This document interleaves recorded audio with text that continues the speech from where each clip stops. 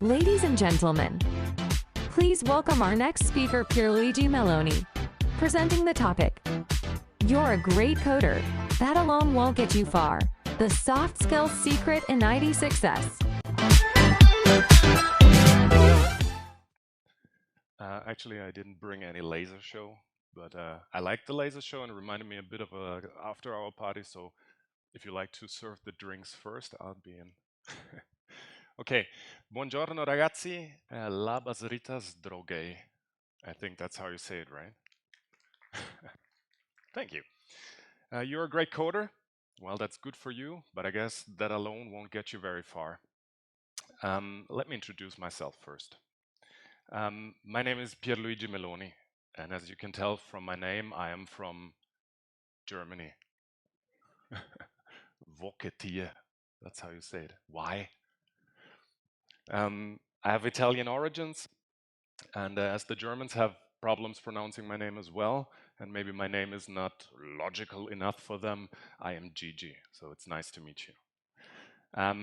Just a brief introduction, Ricky already said it, I'm a tech guy, probably just like you. I started off as a student, I studied computer science, then worked as a software developer and specialized in software architecture. But then I changed sides and I went into management, first as a PO, then product management and stuff like that, and finally battled my ranks up to become a C-level of a couple of companies. The companies were pretty much pharma, AI, and e-commerce.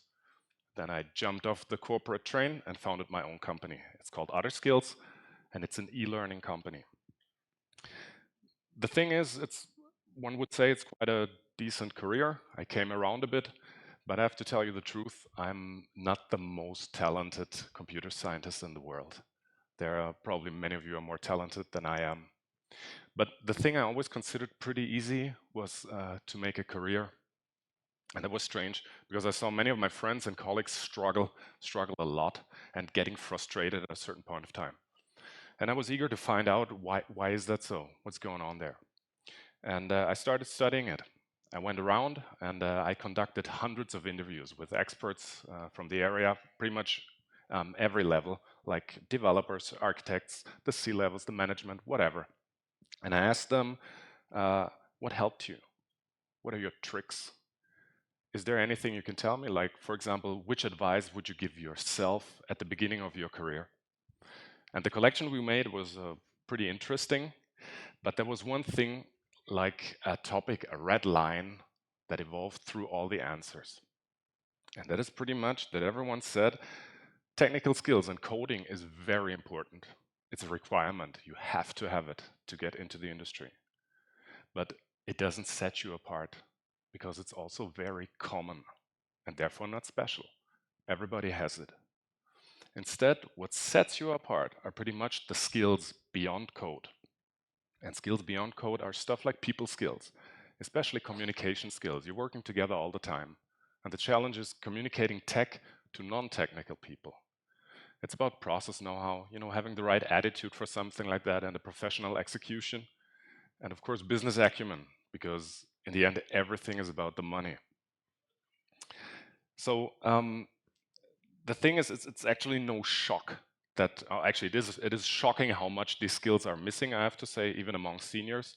You don't find it pretty often, but it's not really a shock that they are not so present, because in universities or classical trainings, we don't teach that stuff a lot.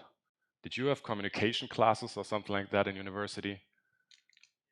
Yes, at least one. Another one, maybe? Can we make it up to 5? We have 2, 3. Come on, give me 2 more. Next one gets free drink, but you're not computer scientists, are you? You are very good. Okay, you get my free drink ticket. Anyway, but it makes sense. Our industry is really technology driven. I studied the program of this conference as well, and in this conference is about 10% of talks that are not related to code directly. And most of them have to do with process stuff. It's always the agile thing. And the thing is that these numbers can be backed up by statistics.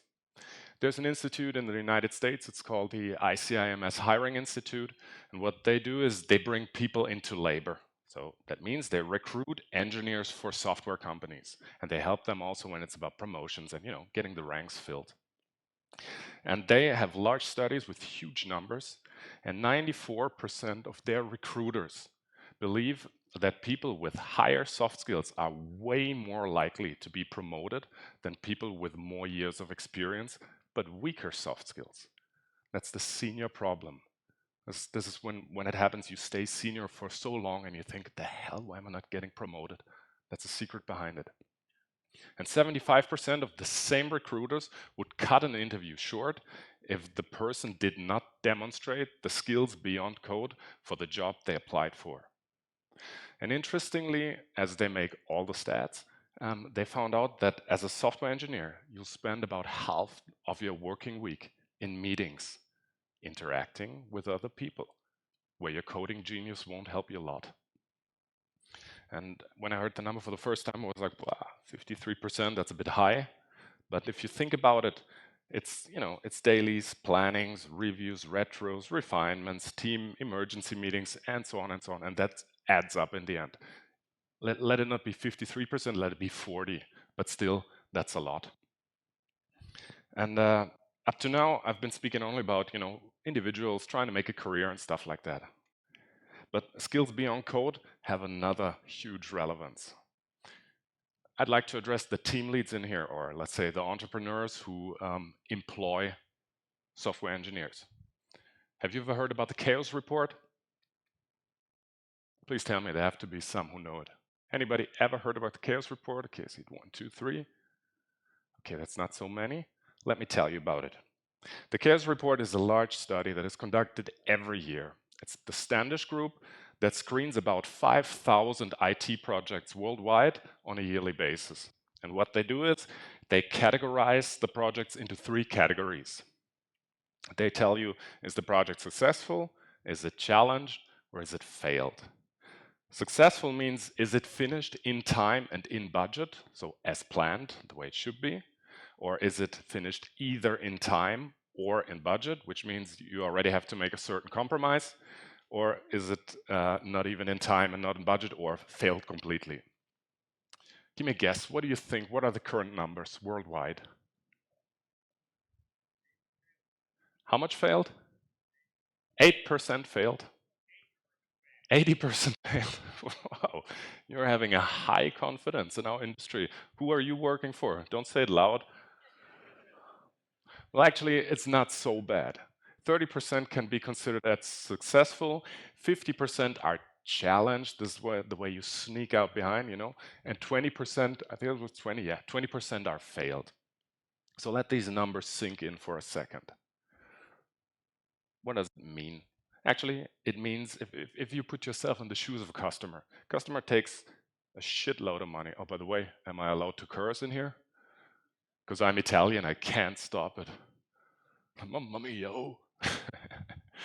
Actually, it just means that 70% of all the customers beforehand, before they take their money, they're all happy, we're gonna digitize everything. And then afterwards, about in 70% of the cases, they're gonna be not satisfied. That's a fucked up number, honestly. Can you give me another industry with such bad numbers where you beforehand know that in 70% of the cases, you're not gonna be happy? Plastic surgery? If you, my friend, if you want to buy a car and you say, yeah, perfectly, I'll take it. In 70% of the cases, you'd be like, I'm gonna take the train today. But it looks good. Looks good on my Insta profile. No, actually, those numbers aren't really good, I have to say. But the crazy thing about the study, I mean, this is crazy enough, but there's one more crazy thing, and that's pretty much the main reason why I'm talking to you, is if you take the numbers from the past 20 years, the study has been around since the mid-90s, but in the 90s there was no real internet, so let's start from the 2000s. The numbers haven't really changed. They're pretty much the same. For the last 20 years, there has not been an improvement in the quality of IT projects worldwide. That's crazy. I mean, technology is getting better and better all the time. I mean, how many times have you heard, geez, I guess, how many times will you hear in this conference that a speaker will be standing there and saying, what I'm showing you now, that's disruptive. That's the new shit, innovative. everything will be automatic. You can, just configure something and then money comes in. Well, spoiler alert, that's crap. It doesn't work that way. Actually, you even have to say it doesn't even have an influence. And why is that so? Because in the end of the day, technology is a tool. It's just a tool. It's people making business with other people. It's people working together with other people. And there's an analysis to this study as well. And it always comes down to the same motives since 20 years. It's miscommunication in pretty much every layer of the project and fucked up processes between the customers, between the teams, especially when it's about requirements and when problems come in. But that's pretty much the problem. And spin this once ahead. We're in the middle of a digital revolution right now. We're the pinnacle. We're the master industry of the future. And right now, we're building the foundations for a digital future. Think of it as such a beautiful house in Venice, where they build the foundations like these wooden sticks, and you build the beautiful future, the house is on top. So what we're doing right now is we're building a foundation where 70% of these wooden sticks are already negotiable, let's say. And that's not really good. And I think there's a lot of room for improvement for us. And probably it's not the next JavaScript library. So if you don't take anything with you today, except of the free drinks for the ladies, my key message for you today is, if you limit yourself to coding and technology just alone, that's not enough. I'm pretty sure you're probably going to get even unhappy. Not only career-wise, but also in your daily business, because you have to interact all the time with colleagues, at a certain point with bosses, then with clients. And by the way, clients is where the money comes from, so this should be improved. So my advice for you is start building up. And I made this my mission, and this is why we created the Tech Career Playbook. We call it the 7 Rules Beyond Code. Actually, it's not even a book. It's videos, but it looks better. You see this is another communication thing. Actually, just remind, I'm not a sales guy. I guess our sales guy would have presented this completely differently.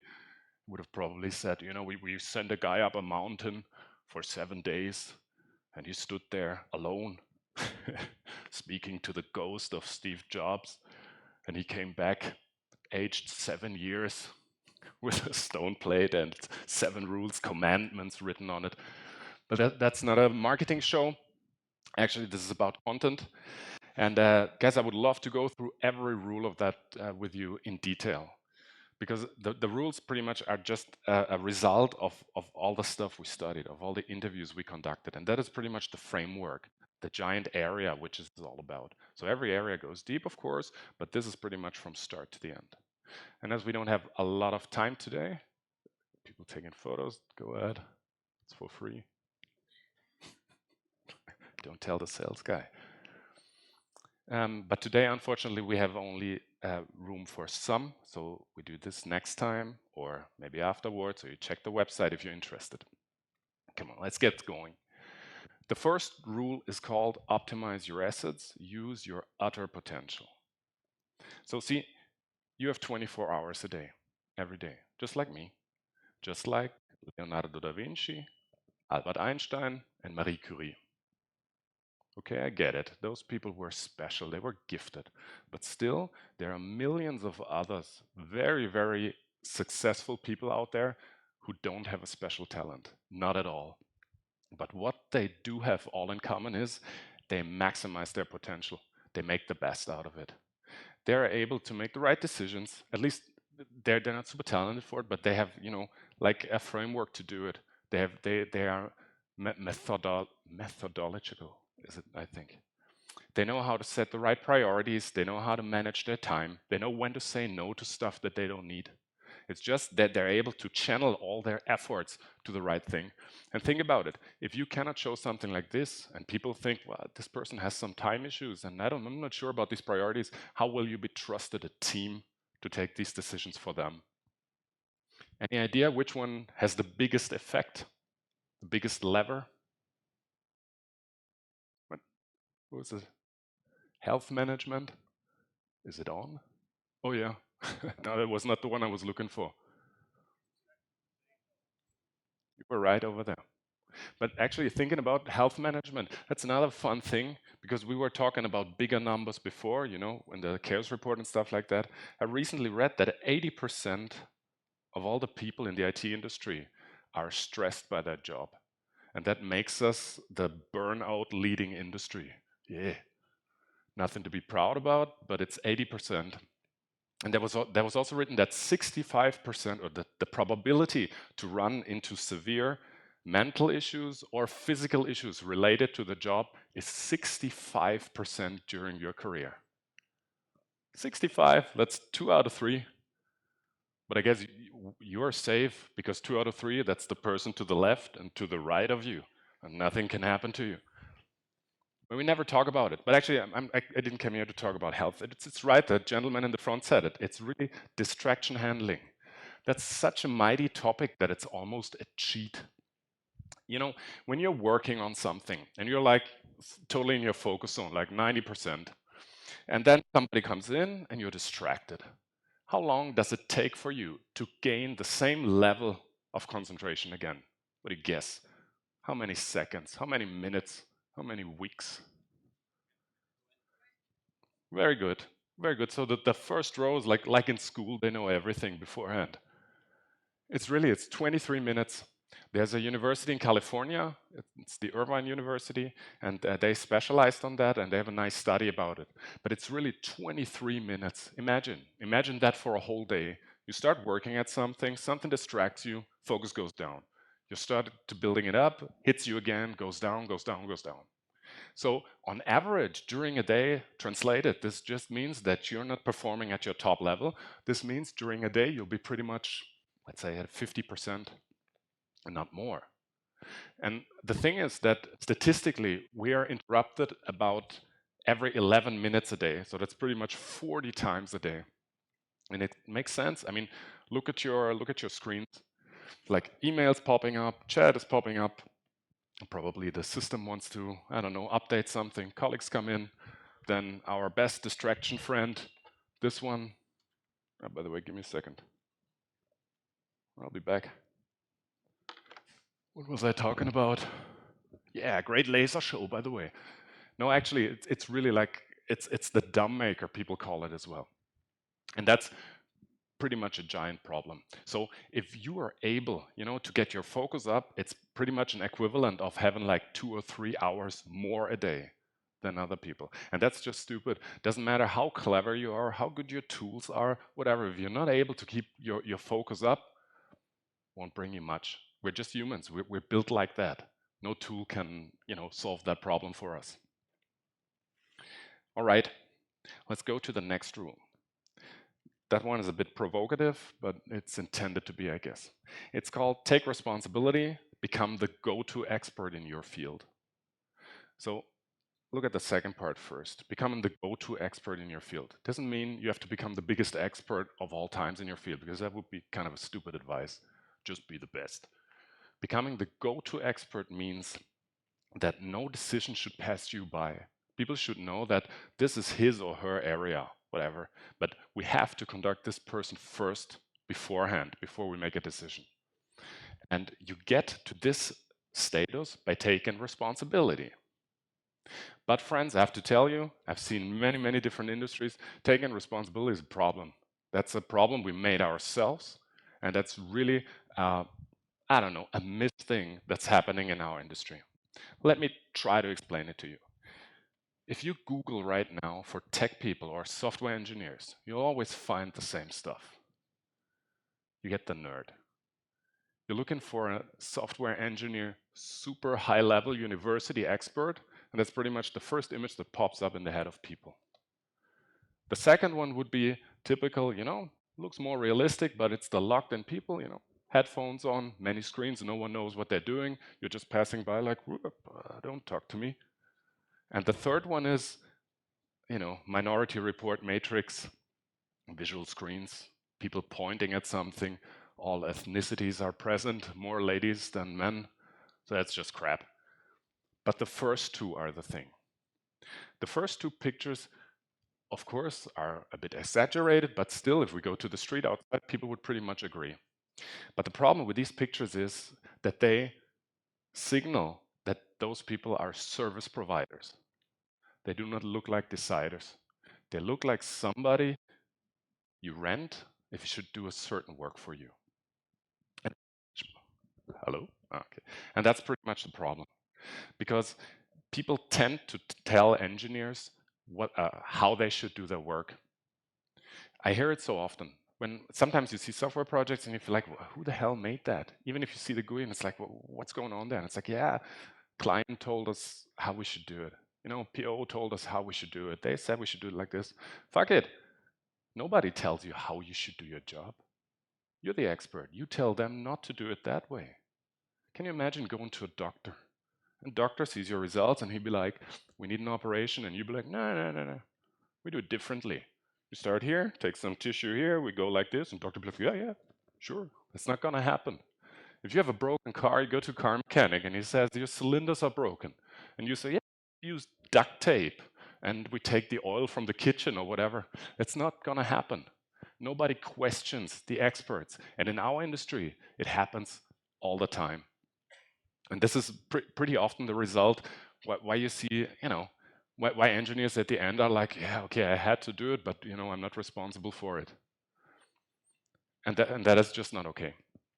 So what I claim, I would even claim that a major reason for the chaos report, for the bad results, is this, because this is when the requirements process gets fucked up. So what also happens, for example, and this is stuff we're taught, I mean, pretty much everybody knows Simon Sinek, right? The golden circle, stuff from YouTube. You know, I've seen so many presentations where people put a reference to this, where they'd be like, oh, you start with the why, with a great vision, and then the what kind of falls into place, and the how just happens. Such crap. The how just happens. When you're building technical projects, the how is really, really, really important. So your job, our job, should basically be owning the how process from start to end, and nobody tells you what to do in there. And the next step, and that's the taking responsibility step, is influencing the what and the why. First of all, you have to understand the what and the why to know what you're building. You're not just getting a list of stuff that you should program down. It's like you need to go there and tell them, stop, I got what you want to do, I got why you want to do it, but I have like an advice for you. We do it this way because you know better how to realize stuff than they do. So, and that is pretty much a thing that, you know, I saw it myself, my career all the time, and that is the thing that many people came up with when they said something in that chain is broken. Sometimes, I don't know, the deciders get too vocal and they talk you down, and at a certain point you'll be like, yeah, fuck it, okay, we just do it. But then in the end of the day, you have to live with the software. And after some time, people will say like, why did you fuck up the software so much? And this is relevant for many categories. Imagine, at a certain point in time, you will run into refactoring problems or even rewritings. You'll run into some innovation stuff. Your project at a certain point might become a product, which is a completely different approach. And those are the things where you need to step in and say, oh, okay, I take the responsibility for that. Even if it's sometimes, you know, a bit more work, but at the end of the day, you're protecting yourself and you're protecting your own work. And the thing you need to do there is you don't need to be able, you know, to explain everybody how it's done. But your job at the table, at the decider table, is to make the people understand the problem in their language and make them understand the benefits of the solution. Because then people be like, okay, I got it, convinced me, it's up to you. That's the budget, go ahead. I will not interfere anymore. Let's make an example. How you can explain something to a non-technical person in a language they understand. I found in this list, and there's much more, I always found one of the most complex problems to explain to non-technical people is technical debt, the one in the upper right corner. I found that 99.9% of non-technical people have no idea what technical debt is. And I also found that pretty much, let's say, 20% of IT people don't know what technical debt is. No one's going to be exposed. Just a short ramp up. This is the moment when your software becomes hard to maintain. You know, when you think, well, okay, innovation speed's going down, no one wants to work with it anymore, it gets buggy, and at a certain point you'd be like, wow, we really need to do something here. The problem is you can measure it, IT people will understand it, you get the tools, the metrics, you get your cyclomatic complexity or whatsoever, but if you go to a decider, and they are important because they have to give the go for the funding, and if you go to them and say like, yeah, listen, our cyclomatic complexity is 15, need to be 9, they'd be like, yeah, sure, it's your thing, it's not my thing. So what you need to do is you need to translate it into their language. And what is the language of a decider? It's money. It has always been money. And it's actually pretty easy to translate everything into the language of your certain audience. Let's give this a try. You start a project, right? And at the beginning of every project, you start gathering your requirements. At a certain point, you got a scope of the project and you reach pretty much an overview. Let's call them my ideal requirements. And then you start estimating. You start making a burn down until a point where you might probably have the ideal software. You might even start developing. But at a certain point, something happens, like always, an event. Somebody has a great idea. Let's do it like this. Oh, there's a conference. Let's release earlier. Let's make an MVP.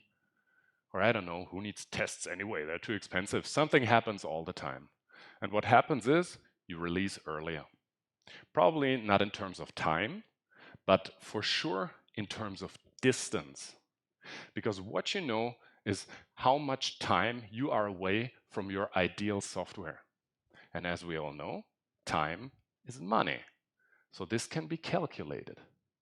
And everybody who knows a bit about numbers, the economical things will understand, okay, that's a bit.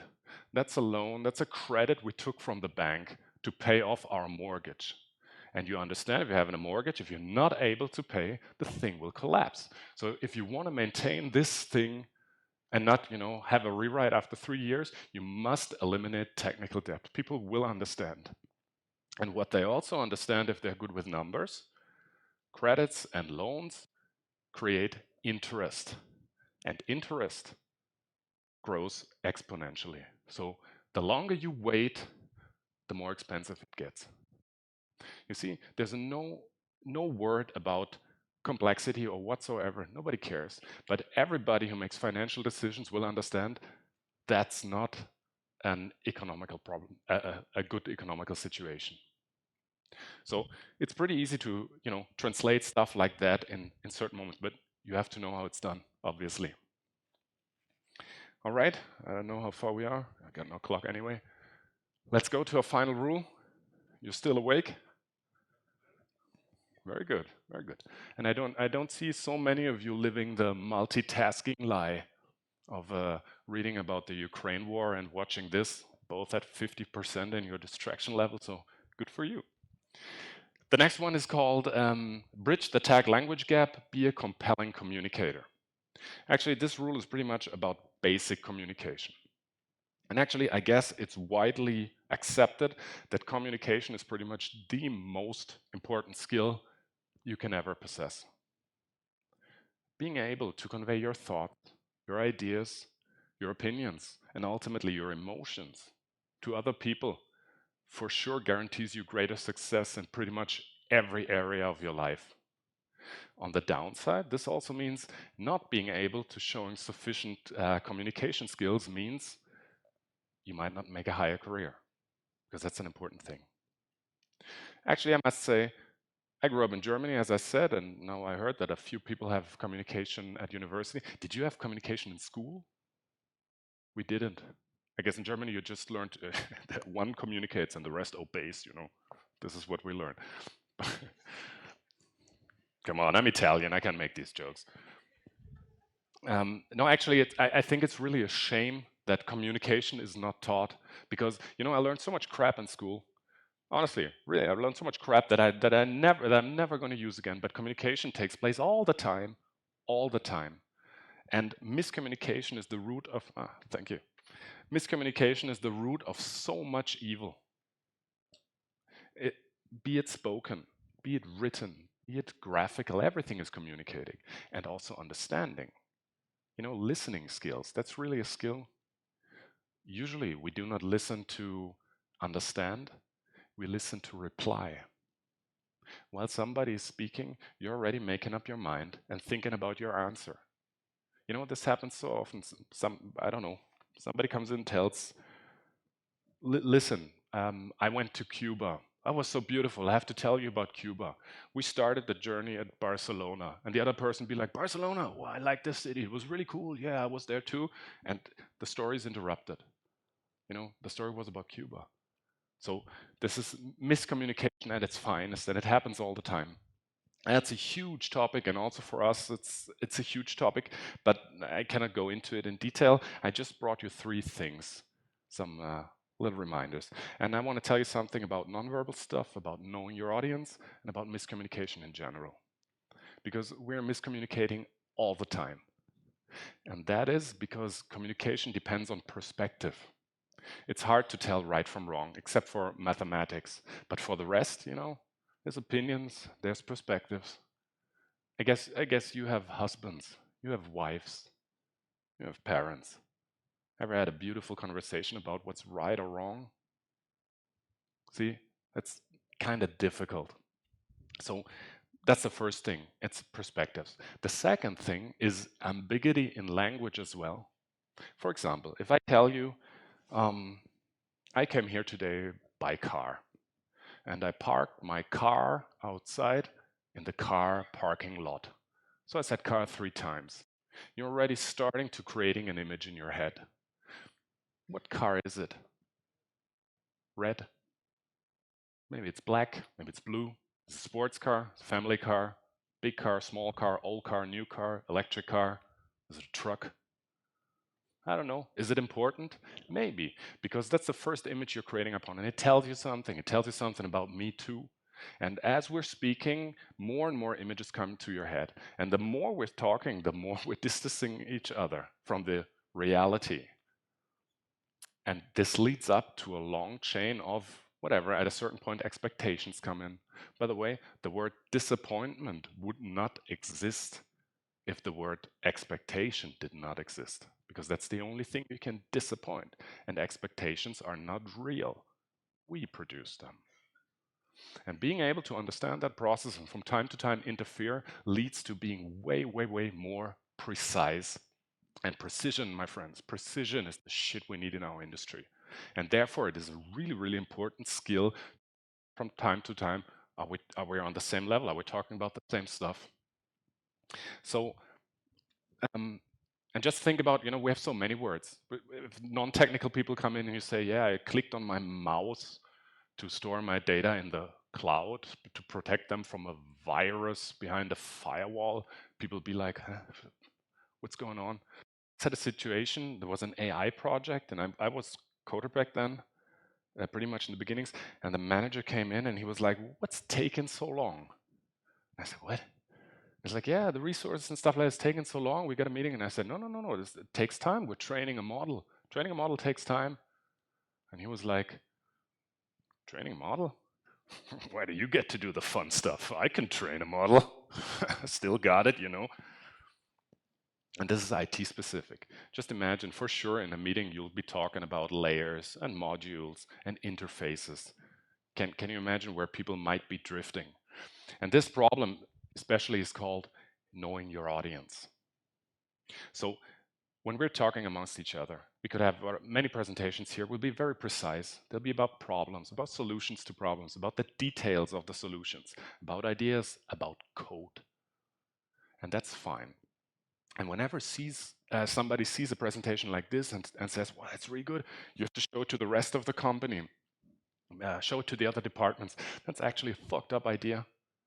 Because normally when you show something to somebody, you have to know in advance, who are you talking to? What is their level of understanding and what is their level of expectation? Because you don't want to steal their time and put them somewhere else. So what you need to do is you need to streamline your information to everybody you're talking to.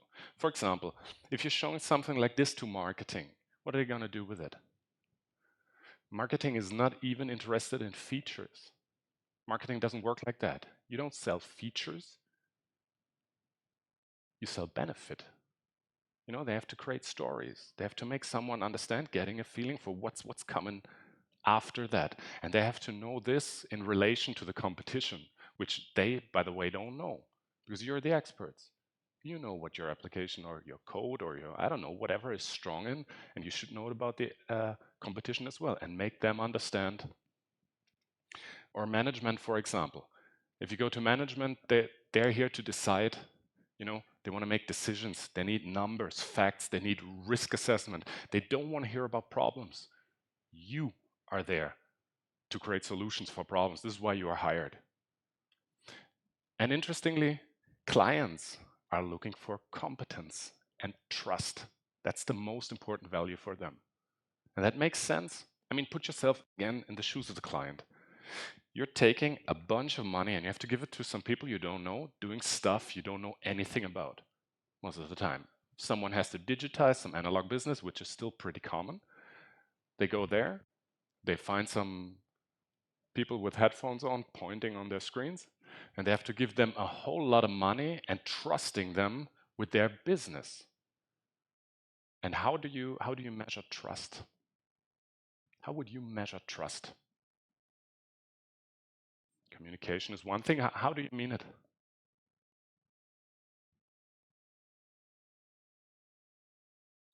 So you mean direct, face to face, and that's the point. Absolutely. The gentleman said communication over time, showing that you know what you're doing. But pretty much you cannot show beforehand, you know, before you make the deal. So reading fake reviews online doesn't work. Trust at a certain point is, I want to know this person. I want to see it. I want to have the handshake. I don't know. I want to get a feeling for it. And all that is nonverbal. That's a huge topic. Everything is nonverbal but a word. Everything is communicating. The way I'm standing here is communicating. The way you are sitting there is communicating with me. This room is communicating.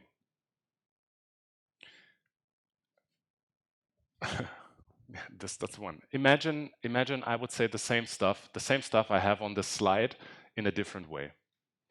Imagine I would be standing here, because this slide is communicating as well, obviously, even if you don't think about it. Imagine I was standing here and playing some PowerPoint karaoke with you. Like, engineers usually look for details, for problems, and their solutions. Ideas are being assessed. Questions? No. Marketing, sells wells. It's pretty much exactly the same I just said. So the content is completely the same, but it's transported in a different way. And it tells you something. You're assessing all the time, all the time.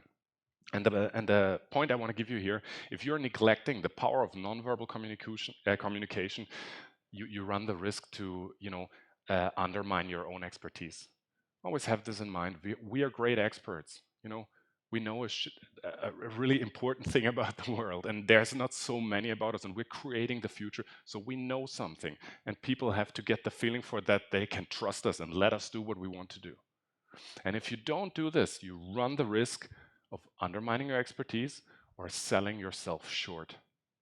And that pretty much means you're packaging a high quality product, namely yourself, in some paper shit that no one would ever buy.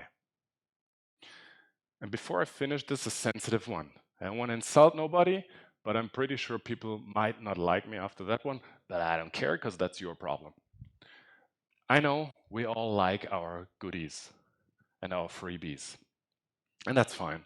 I'm not here to tell you what to do. Even cutting the sound now, yeah?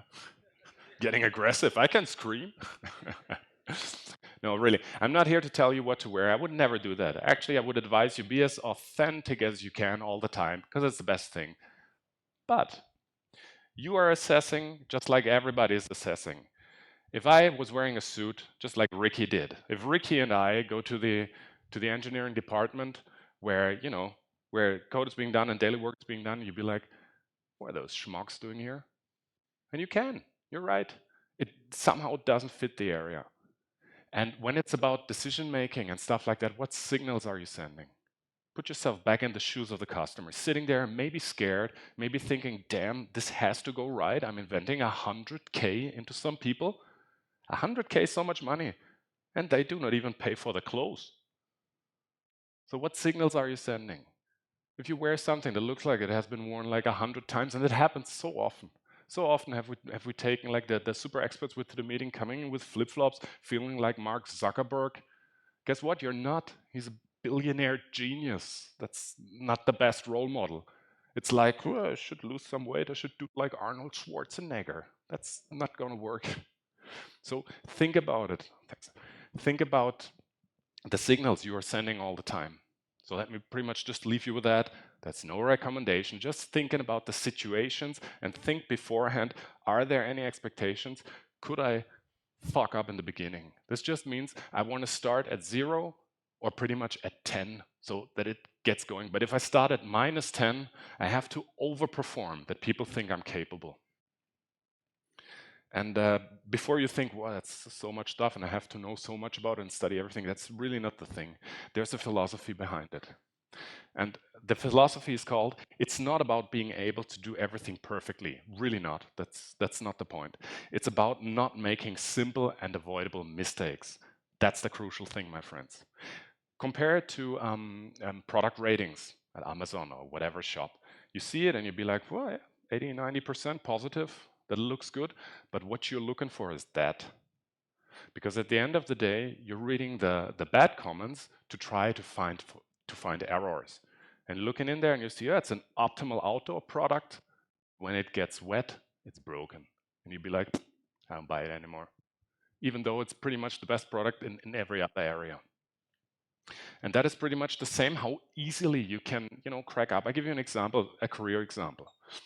If you're at a management meeting for the first time and you should present some stuff and there are deciders sitting in there, partly on their mobile phone because they have no time and they, just want to get a feeling, and you start presenting code and talking about problems and being like, yeah, the bosses are sitting at the table, maybe they suggest their way and their solutions. It's over for you. It's like in Shark Tanks. After 2 minutes, people be like, it's no responsibility. Cannot trust this one. So this is what I'm talking about here. So to finish on my key message again, just like I said, do not limit yourself to technology alone, because that's just not enough. I'm pretty sure you might get unhappy after time. Career-wise, it's more difficult, and even in your daily business, because you have to interact with people all the time. You have to interact with people all the time, with your colleagues, with your bosses, certain point with, clients, whatever. So I'll advise you start building up something here and view the positive thing about it. Still, this is the average of the industry. There's not so many people who are skilled beyond code. So if you build up skills over there, you'll immediately advance like 80% of the others. So competitive-wise, that's a real shortcut. Thank you, ladies and gentlemen. It was nice being here. If you like what you saw, pay us a visit on otherskills.com. We got some freebies over there, and if you're interested in more, there's even a discount code that you can take all the time. Thanks a lot. Ačiū.